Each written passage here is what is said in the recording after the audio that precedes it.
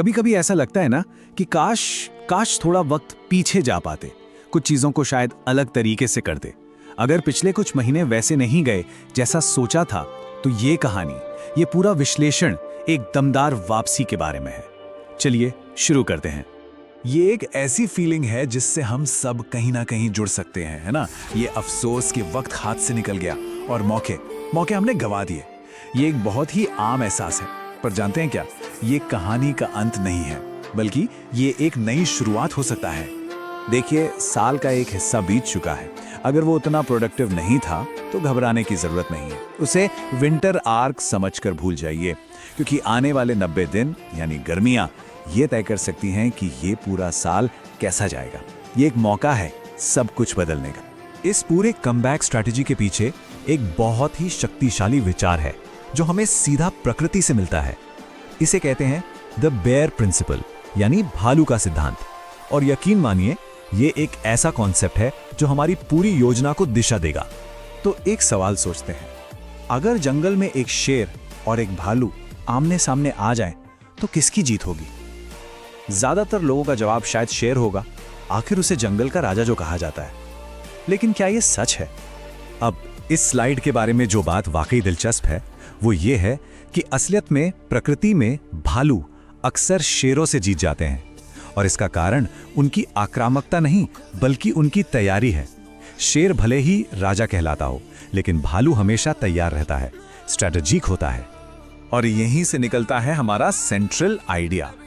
भालू पूरी गर्मियां सिर्फ जिंदा नहीं रहता, बल्कि वो आने वाली मुश्किल सर्दियों के लिए तैयारी करता है, वजन बढ़ाता है, ताकत जमा करता है, ताकि जब मुश्किल समय आए तो वो आराम से उसका सामना कर सके। यही है द बेयर प्रिंसिपल। आराम के समय में तैयारी करो ताकि मुश्किल समय में हावी हो सको। इस सिद्धांत को और बेहतर ढंग से समझने के लिए चलिए इसे कहानी के माध्यम से देखते हैं। एक किरदार है रोहन, जो बिल्कुल उसी दुविधा में फंसा है जिसमें शायद आज कई लोग खुद को पाते हैं। तो ये है रोहन की स्थिति। परीक्षा खत्म होने के बाद जहां सबको खुश होना चाहिए, वहीं रोहन को एक अजीब सा तनाव महसूस हो रहा है। उसे लग रहा था कि साल के 3 महीने तो बस यूं ही बीत गए और उसने कुछ भी खास हासिल नहीं किया। अब रोहन एक चौराहे पर खड़ा था। एक रास्ता दोस्तों के साथ मजे करने और गर्मियों की छुट्टियों को बस बिता देने का था, और दूसरा रास्ता था कुछ अलग करने का, अपनी जिंदगी को बदलने का। ये एक बहुत बड़ा फैसला था। और उसी पल रोहन को भालू का सिद्धांत याद आया। उसने महसूस किया कि जब बाकी सब आराम कर गए होंगे, तब उसके पास तैयारी करने का एक अनोखा मौका है। उसने फैसला किया कि ये गर्मी उसकी छुट्टियां नहीं, बल्कि उसकी तैयारी का मौसम होगी। इस फैसले के बाद रोहन ने अपने लिए एक सिस्टम बनाया। उसने अपने 90 दिन के ट्रांसफॉर्मेशन को गाइड करने के लिए 5 नियम बनाए, जो उसे रास्ते पर बनाए रखेंगे। ये है वो 5 नियम जिन्होंने रोहन के समर आर्क की नींव रखी। यह कोई आम सलाह नहीं थी, बल्कि एक एक्शन प्लान था जो उसकी जिंदगी को सही दिशा दे सकता था। पहला नियम था पूरी ईमानदारी से खुद का आकलन करना। रोहन हर हफ्ते बैठकर उन 3 चीजों को लिखता था जो उसने उस हफ्ते गलत की। मकसद खुद को शर्मिंदा करना नहीं, बल्कि उन पैटर्न्स को समझना था जो उसे बार बार पीछे खींच रहे थे।